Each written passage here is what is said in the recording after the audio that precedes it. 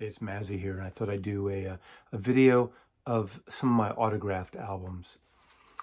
This is something I've been wanting to do for a while. I've seen other people do similar videos over the years, and I thought it'd be a fun video to do. And it was spurred on in the last month because those of you who watch my channel probably know about Dylan at Noble Records in North Carolina.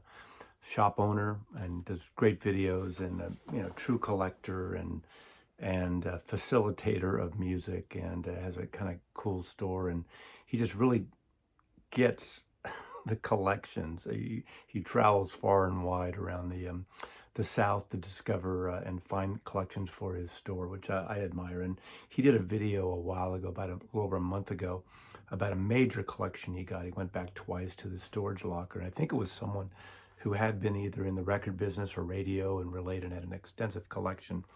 And he showed some things, and I reached out to him, and he doesn't usually do mail order. I've known him for, 3-4 years now because of the vinyl community. I reached out and we worked out a deal.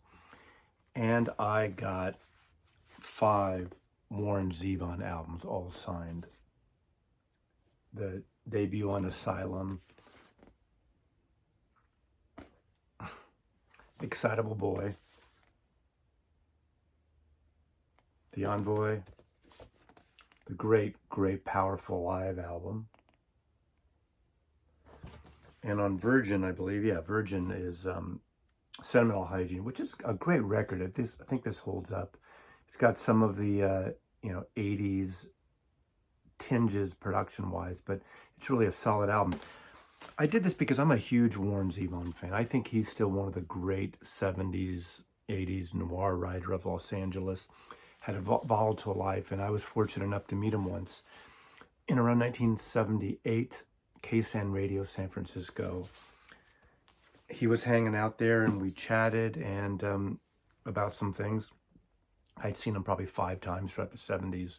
Just a great powerhouse, and really wry sense of humor, and great writer, great piano player, great performer, and all the orchestration parts, excuse me, he's written as well. So I had a chat with him for a while, and it was really wonderful. And as we parted ways in that studio, he said to me, "So long, Norman." And those of you who know the work and the lyrics of Warren Zevon escaped me a little bit. There's a song on this debut Asylum album, and it is called The French Inhaler. Your pretty face that looks so wasted, another pretty face devastated. The French inhaler, he stamped in mailer. So long, Norman, she said, so long, Norman. So I thought that was kind of a cool thing. I liked it, loved it. So I had to have those records, and we worked out something, and I really appreciate Dylan. Shout out to Dylan. Thank you for that. I know it's not something you normally do, but it was greatly appreciated. When I was going through my collection looking for autographed albums and some books also by musicians, I realized I didn't have as many as I kind of thought I had. I was at the perfect place in the perfect time, in the perfect storm, in a way, of getting autographs from the labels I worked with, ABC and MCA in the late 70s, whether it's Tom Petty, Jimmy Buffett, Steely Dan, that whole thing, and even in stores, and going to these shows with other label mates and having in stores and there were countless of artists that I met over the years that I just didn't ask. It just didn't seem in the moment that I was around in a situation where if I had brought an album with me or had a piece of paper and the proper pen, maybe I would have, but I don't know, it just didn't seem right. I mean, everyone from Bruce Springsteen to Neil Young, to to Johnny Cash even. I mean, all these artists. I mean, there's so many others that I just never. I met many of them. Donovan, I could have got a Donovan autograph. I just didn't get their autograph, but it doesn't matter. The music is there, but this is a fun little thing. Now, one I really love, I did get back in the 70s, was Cooder, and this is Bop Till You Drop, considered sort of the first all digital recording of a pop album. As you can see that. And then about, let's see, what year was this? This was in 2012. I got this album autographed, and this is autographed by Cooder and his son on percussion, Joaquin Cooder. Now, this is an interesting story. Pull up some dust and sit down. Obviously, if you know Cooder and his music and his politics and a strong supporter of the union, he played something called Labor Fest in San Francisco, 2012. I went with my buddy Vernon. It was at on the docks right next to the Giants ballpark on the Embarcadero in San Francisco, and it was in a union hall. And this was a sort of a, I don't know about a celebration, but it's Occupy Past, Present, and Future, Lessons of the Past for Labor Today. And there was the labor strikes and the dock strikes in San Francisco many years, I guess it was in the 30s possibly. And Labor Fest it was in a union hall. It was a show in a union hall with Cooder, Joaquin, and a bass player, and his name escapes me. I actually met Cooder, was able to talk to him before and after the show. It was an intimate setting with fold-in chairs, maybe 100 seats, and it was so great. And getting this album autographed, somewhat of a political album, was just really wonderful. My favorite guitar player of all time. So it was great to get Cooder and Joaquin Cooder's signed this album. Pull up some dust and sit down. In 1976, 7, when did this album come out? Split Ends. This is the American cover. Band from New Zealand, Australia, New Zealand. I should know this. Of course I should know this. Well, you know the Finn brothers, you know Crowded House and that. A couple of the Finn brothers are in here, and nobody knew who these people were, who this band was at the time. They did an in-store at the record store in San Francisco I managed because they were playing a night or two at the boarding house down on Bush Street in San Francisco. They came around, hung around our store for about an hour. There weren't many people there. Nobody knew who they were. It was kind of an awkward situation. If you ever worked in a record store and an in-store, and when very few people show up for the in-store to participate, it was kind of like that. Like Arnie Fupkin kicked me from Spinal Tap. It was a little bit like that, but we all went to the show that night, and then they all dressed in their outfits. But during the day, I had them all sign this copy. So the entire band is signed here, and it is Philip Judd, Edward Rayner, Jonathan Michael Chun, Tim Finn, Noel Crombie, Robert Giles, Emlyn Crowther. So I guess it's just Tim Finn of the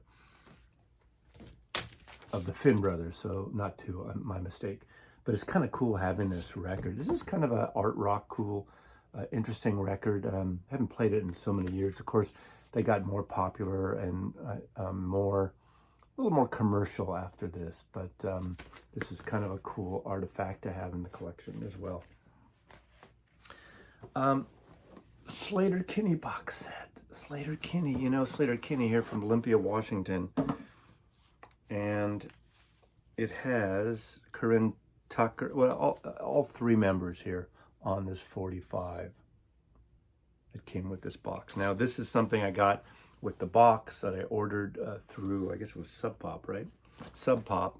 It wasn't something I got in person. Now, there's a whole thing about autographs, basically getting it yourself, solicited autograph and unsolicited autograph. This would be considered an unsolicited autograph where it kind of was signed for a package for a release or something, a limited edition, rather than solicited where I meet someone in person or request an autograph personally to me. But this is a cool box set. This is all their albums up to this point, and I won't go through the record collection because that's not what this video is about. But the great Sleater-Kinney, the girl group, the Riot Girl movement, from the Pacific Northwest. We all know Carrie Brownstein, Sleater-Kinney. This is another unsolicited. This was a Record Store Day issue a couple of years ago, and I realized there's probably other I have in my collection. It just escapes me. I try to do a Discog search, but it doesn't search the notes section, so I couldn't search autograph because every time I've inputted in my Discogs, I've written autographed if it was an autographed copy. This was a limited edition of 1,999 copies, all signed by the great Ron Carter. Ron Carter, the great bass player that played in the second quintet. I actually met him in the 80s. My photographer, Michelle Clement, did a beautiful photo shoot, and his hands on the bass, she did these close-ups of his bass playing. So I was fortunate enough to hang around for a day with Ron Carter and Tony Williams several times, jazz drummer. And they obviously played a lot together, VCOP and Miles Davis, and you know that history of jazz. But it's kind of cool having this beautiful, this is record, more recent, the Stockholm show from 2020, recent recording. Kind of fun for the collection. I'm going to show some books at the end because I have some series of limited edition books. I also have a lot of autographs and signed books by art photographers and music photographers, but I'm not showing that for this video. I'm just pretty much sticking more or less with musicians. This is a really cool set. This is a sort of an avant-garde piece. Yoko Kim Thurston. And it's signed by all three members, Yoko Ono, Kim Gordon, and Thurston Moore from Sonic Youth. This was a limited edition, 152 of 600. A series of really interesting records, really interesting music. So a fusion of a partial of Sonic Youth and Yoko Ono, conceptual artist. And I realized, and I had totally forgot, in 1985, Yoko put this album out, Star Piece, and the jazz drummer Tony Williams plays on this. And again, my photographer was at a session they were recording in New York, and she photographed, my photographer photographed Yoko Ono, and that Christmas, she got, but she's not at this address anymore, so if you freeze it, it won't matter.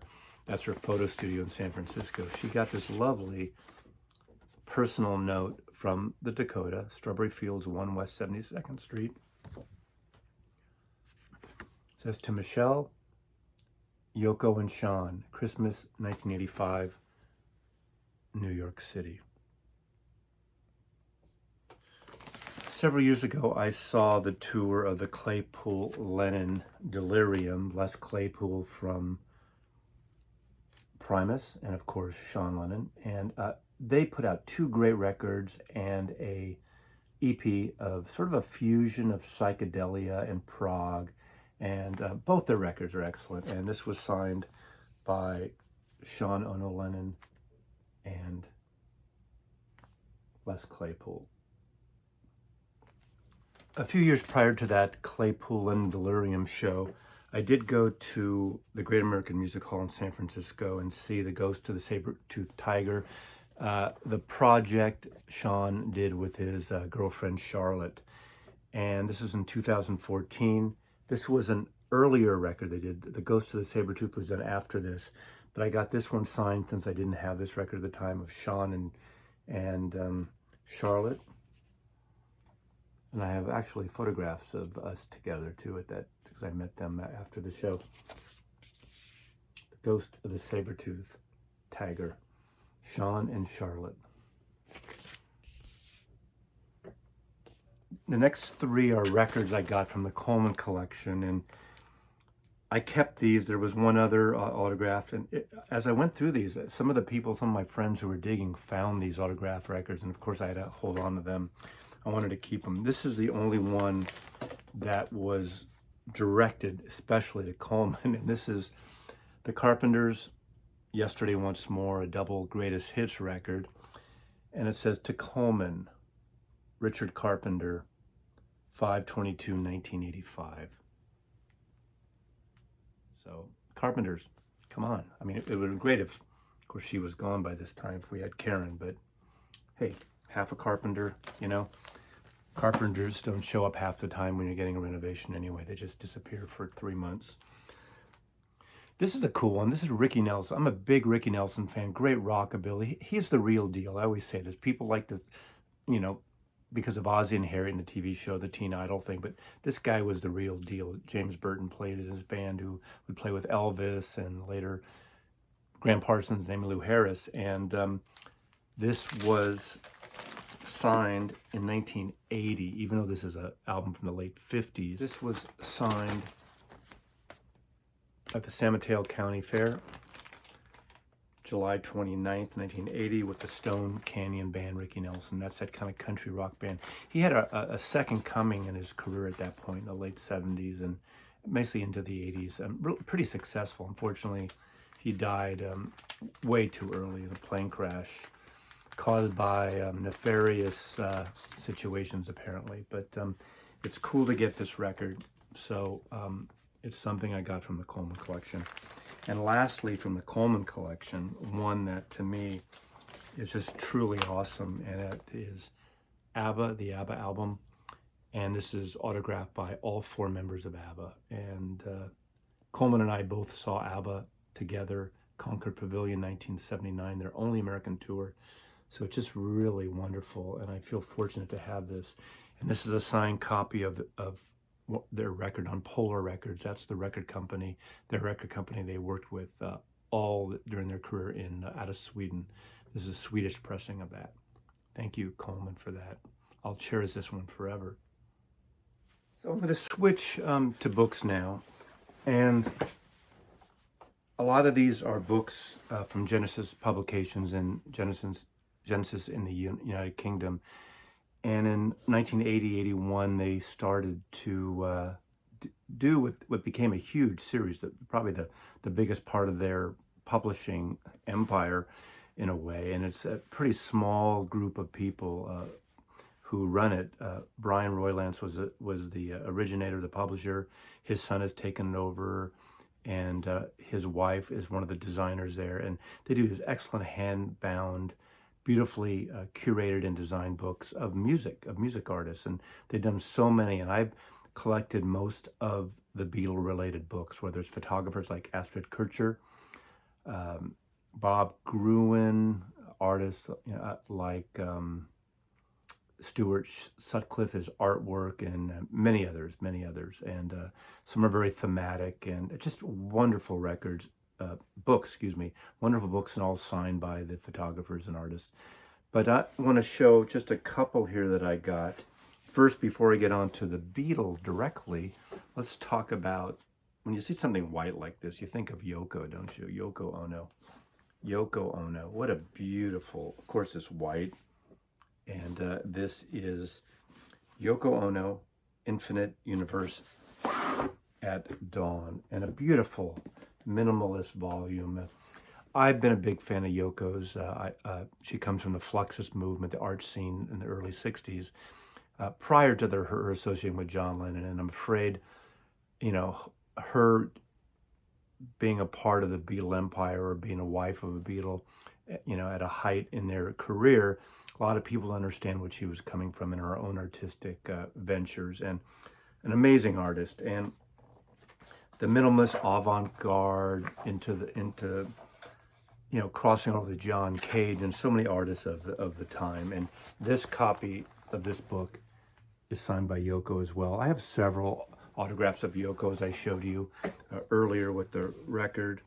And this is one of my favorite books. It talks about her personal career, personal life, biography growing up, gets into her art scene, the minimalist art scenes,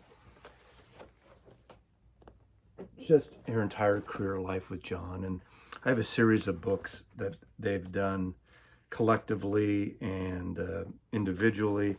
When she wrapped the lions at Trafalgar Square, those of you who follow the art world will know that years later, Crisco, not the food starch supplement, Cristo would wrap islands, and he did these great things in Central Park, and he did the running fence, which is the only one I've seen in person, which was up in the sort of Northern California in the late 70s, and just an amazing art conceptual performance pieces as well. So love this book, and it's signed by Yoko, and these Genesis publications are just so gorgeous and so beautiful. Okay, now let me start with this one. This is what started it all in 1981, I believe, 81, I Me Mine. This is George Harrison's first autobiography. Genesis were doing handbound books, classic books like Moby Dick and the like, and would do this almost like non-rock and roll at all. Almost kind of looks like the UHQR limited editions. I always don't like this on the UHQRs, those audiophile record editions like Kinda Blue, but in terms of a book, this is like old style library. Of course, they've updated these books over the years, but these first ones were pretty much like what they did in the very beginning. And the first series of books that I got from Genesis were all the same number. For years, you could get the same number. 196, and autographed by George Harrison. And I just love this book. And something fell out of it, and oh, this is kind of cool. I didn't realize I put this in here.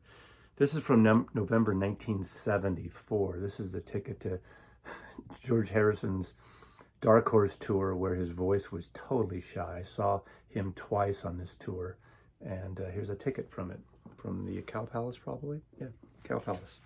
So this was hand-signed copies, and this is 2,000 copies, were limited edition. These are well sold out. I think they were a couple $100s when they first came out, when I got the pre-publication price back in the day. I met Brian Roylance. He came to San Francisco.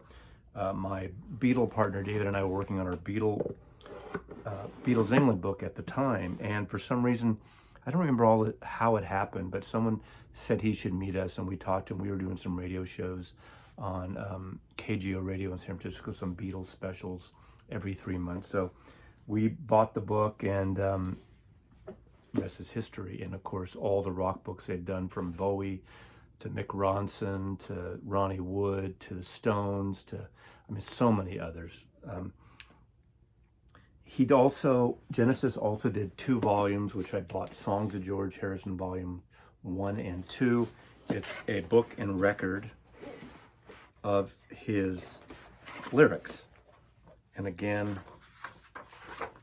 this is signed by George Harrison. I have the same number. No, 1491. For some reason, they changed the number, I believe. So I got 1491 for years. But this is illustrated lyric book, kind of a whimsical take on George Harrison's lyrics. That's volume 1.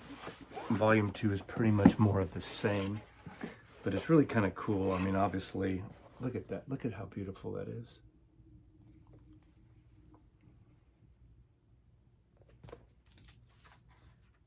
Little inset by the illustrator. Old time collectibles, same number, 1491.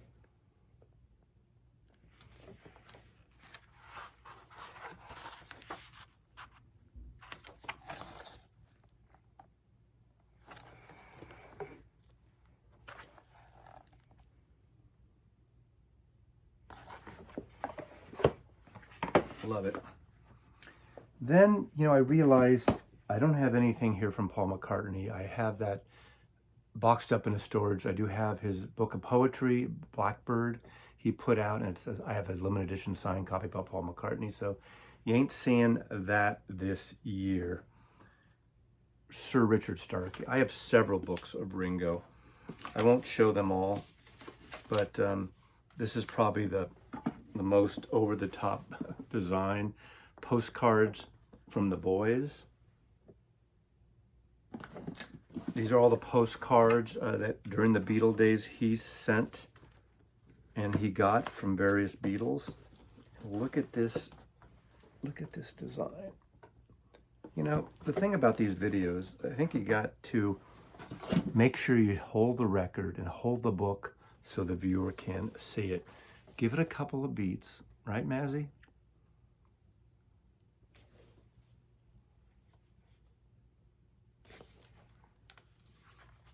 Number 160.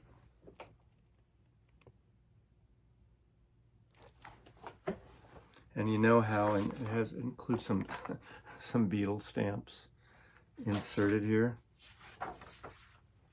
And you know how Ringo doesn't give autographs anymore. He hasn't done it for, what, 20 years now. But finally, like, this is actually a really real signature of Ringo. Now, I have several of his photography books that Genesis published. And I don't, I'm not bringing them all out. You get the gist of it. But this is my Ringo autograph. But look at the way they have these. It is like a book. It's tipped in. These are 3D, like they actually printed them up and tipped them in.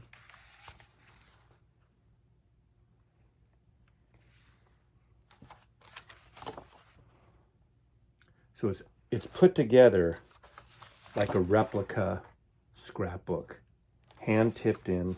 These aren't printed on here. They're actually glued in or archived in.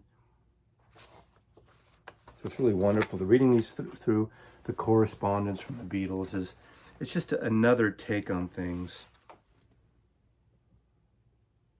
This is kind of a really cool book. There is a cheaper version, a tipped-in version, a consumer version that I think is still in print that you can get. That's not the Genesis, but really interesting. But again, as a signed copy, it's really cool to have. Now, I do want to show one more Harrison book. I pull this out because this is George Harrison, Rock Legends, George Harrison with Eric Clapton and band, the Japan Tour, 1991. Some of you may or may not know that Harrison and Clapton did a tour together, only in Japan. And this would have been a great tour to come to America, and for whatever reason, they didn't, because his voice was in top form, George's voice. And, as much of the flack I've given Clapton lately, I really like this. But I thought of pulling this because I thought, oh God, this must be signed by Eric Clapton too, right? No, it's not. And am I disappointed? I don't know. Probably not. But again, 1491, signed by George Harrison. So another autograph by George Harrison. And it kind of illustrates the entire tour on the road in Japan. There is a CD in here. So, not autographed by the wanker, only autographed by... Oh, come on, lighten up, everybody. Jesus, some of people got their panties in a bunch on that thing. But it's great to see this, and it's kind of a nice document of a very limited tour. George Harrison in Japan, 1991. And lastly, I need to show this. Never met John Lennon, only met Ringo of all the Beatles. This is from 1974 in San Francisco, California. My buddy Larry, who was the drummer in my band growing up, we met when we were 12 years old. We had a lifetime of, of laughs and music and sharing. And he passed away in 2013. Met John Lennon in 1974 in San Francisco. I was out of town with my girlfriend at her parents' beach house they had down in Pajaro Dunes, which is down near Watsonville, past Santa Cruz, south of San Francisco. Too much detail? It was a big mistake, me being there that weekend.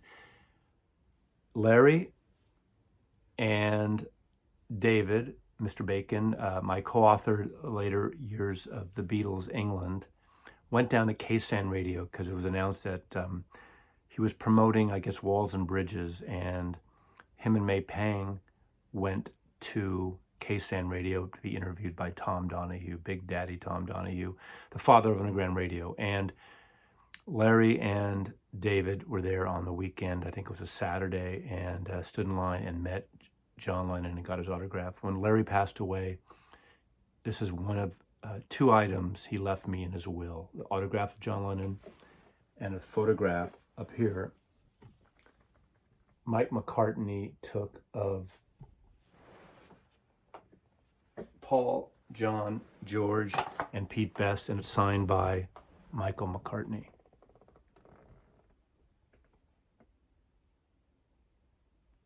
I'm going to show something which may or may not be real, and I'm inclined,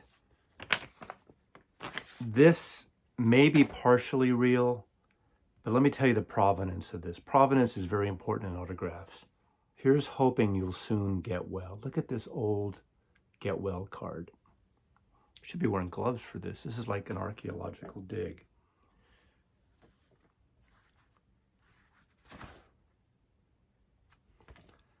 Just hoping you're feeling better as you read this card today, and hope that when you're well again, you'll always stay that way. On the other side, on the left, and I'll show this in a minute. Dear Mrs. Carter, or Dear Mrs. Cantor,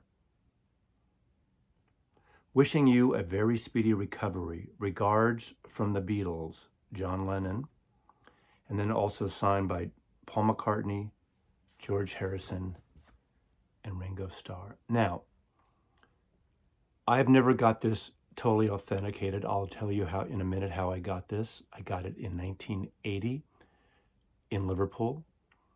I got it when David and I were working on our Beatles England book. I got it from Alan Williams. Alan Williams was the first manager of the Beatles. What I think this is, now, I don't think all these autographs are real. I think some of them may be. I've been told some of them may be, and some of them are probably not. And in those days, this is in 1963, supposedly this was written. And this was when the fan club was based. It was, I think, always based in, as I recall, Liverpool. And you know, Frida, the head of the Beatles fan club, there's a great documentary on Frida. Well, a lot of times, members of the fan club and members of the entourage, whether it was Mal Evans and Neil Aspinall, would sign on behalf of the Beatles, and actually got pretty good at forging the Beatles. So there's a lot of autographs in this period that are not real. And since I don't know the direct provenance, now Alan Williams said that this was from someone that they all knew back in the day, and he collected it for years, and I acquired it from him. Now, is it a scam? I don't believe he created this. I believe this came from the fan club. I've looked on various sites and various books of their autographs, and they did change over the years. So someone out there will probably tell me, no, it's all fake, or no, that one's real, this one's real. But I still cherish this. I've had this for now 42 years almost, and it'll stay in my collection. You know, true or not true, real or unreal, because I got it at the time. I was in one of my first trips to Liverpool when I was working on our book, The Beatles England. So just kind of a fun item. I mean, obviously, if it was authenticated as real, it would be worth something, but I'm not really put it in England. I'm not here to sell it or anything, but I probably should figure that out one of these days. Anyway, thank you for watching. You know what's going to happen. I'm going to finish this off and find more autographs and things that I forgot. But thanks for watching. I'd love to see more people show their signed copies. I probably have a handful of CDs of lesser-known artists that I've gotten over the years. But it's kind of fun to have this stuff, and it's fun to be a part of the collection. So thanks for visiting again, and subscribe if you haven't. I do appreciate that. Hit a like thing. It helps. And Mazzy loves you. Take care, everyone.